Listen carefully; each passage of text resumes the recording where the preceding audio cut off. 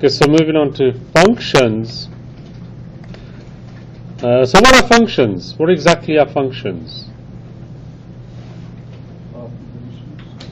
It's a block of code that you can reuse over and over again. That's all it is. So you can, create sort of blocks of code that you may not want to repeat. So by default, we always have a main function. So that's just a block of code. So you can have everything in your main function if you want to. So in this particular example, we're calling. We can call function 1. We call function 2. So types of functions so far, we've got void f1. What does void mean? Who wants to tell me what does void mean? Okay, it's not going to return anything. So if you want to return something, we could say int, the function name, or we could have any other data type. It could be Boolean, it could be anything. So there is nothing this function needs in order to complete its intended task. No files need to be open, no variable values need to be known, nothing. So you call this function, it does something, and it has generally no ties or links with the calling function or any other function, because you're not passing anything into it. But you could generally be modifying other global variables. That could be a possibility. So here what we have is we have global variables. Basically they're accessible from almost anywhere. It's not a good thing to have global variables. Why not? Exactly, and then you could get other modules or other programs that could access those values, and that doesn't really make the application secure too. So it's more sort of object oriented. You keep everything sort of not public but more private. So global A is not accessible here. So you can have local variables. You can create local variables within functions. So whenever you call a function, you could say I want to create a local variable, and it can only be utilized and used and manipulated when that function is running. Otherwise it generally cannot be. So here we have how do I refer to the global? In this case I've got int acd. So I would generally just refer to a, if that's a function that's been locally declared. In the second example, why do some functions have empty parameter lists? Because we're not passing in anything into it, or we're not creating any local variables. How do I return more than one value? You can generally say, return. You really cannot, in one sense, in C++ return multiple values. You could return it as an object or maybe an array, a pointer that points to a particular array which may have multiple values. But in order to change values of several variables, you would use, by value or by reference? Well, what's the difference between the two? The reference just got one copy. It's only one, so it's not a copy, is it?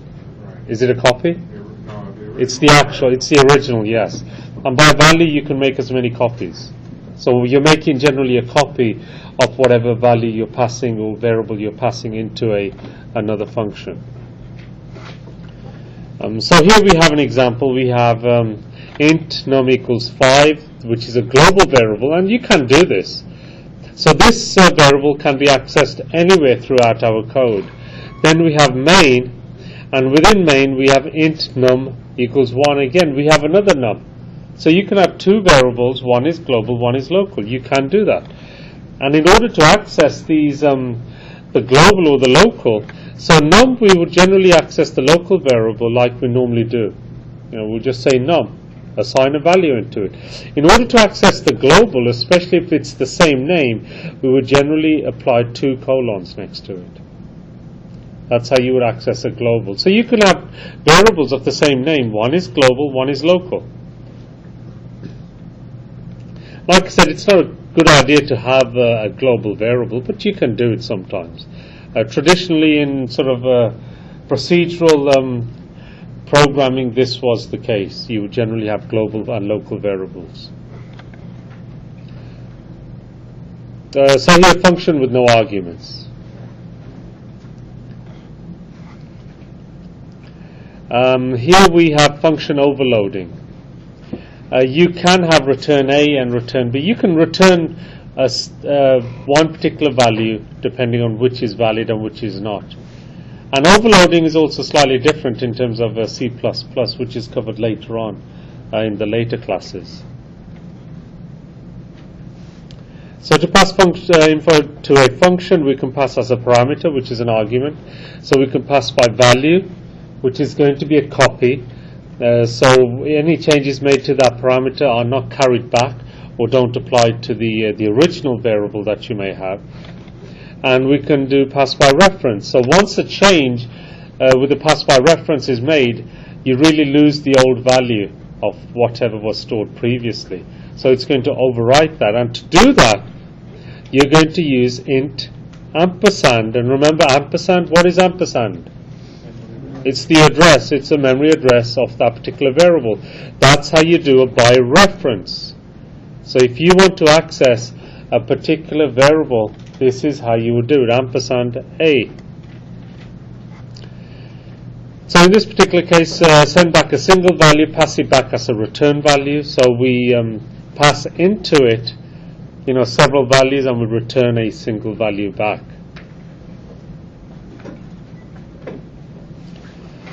So note, you have more than one value to send back, you must use call by reference. And what is call by reference? You're dealing with the actual memory location. So you really cannot pass several values back. So you do have to do a call by reference. So you cannot send more than one value back to its calling function.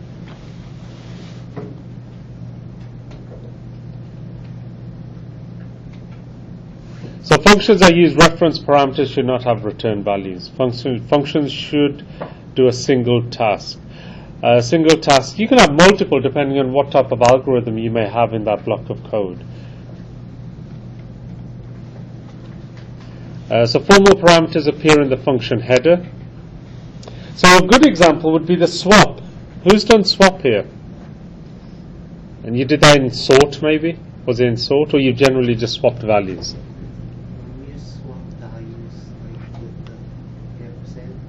Okay, so you can swap values. So here you would generally have a temporary variable too, and you can swap the original values back and forth. So you would generally use ampersand in this case. So actual parameters arguments appear in the function call. So a equals 3, b equals 4. Then we pass swap a and b, and we can also say swap 3 and 4. We don't need to specify the variable names here. You can actually pass values too. So call by reference, remembering more than one value. So there is a difference between these two. So here we have swap int a, so it's going to take the memory location of a and the memory location of b, and then it's going to swap those elements. So here we have int, we've created a temporary variable, we've assigned a into it. So generally the way this works is, let me just pull this out.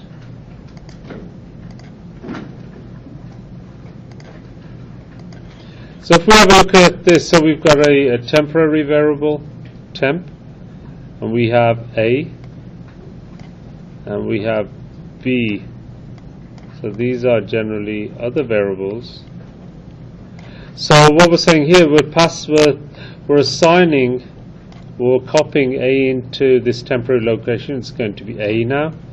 Then we're saying B is going to be thrown into this. So this is now going to be a B. And now we've got two B's.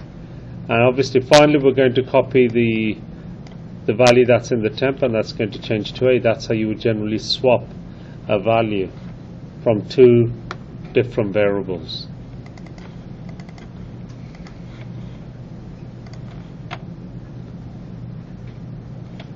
So in the next example we've got max. So it's checking if A is greater than B, then we're going to return A. Otherwise it's going to return B. So it's only going to return one value.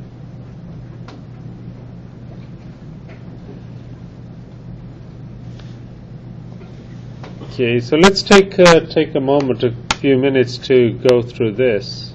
I'll pause the video. Let's look at this example.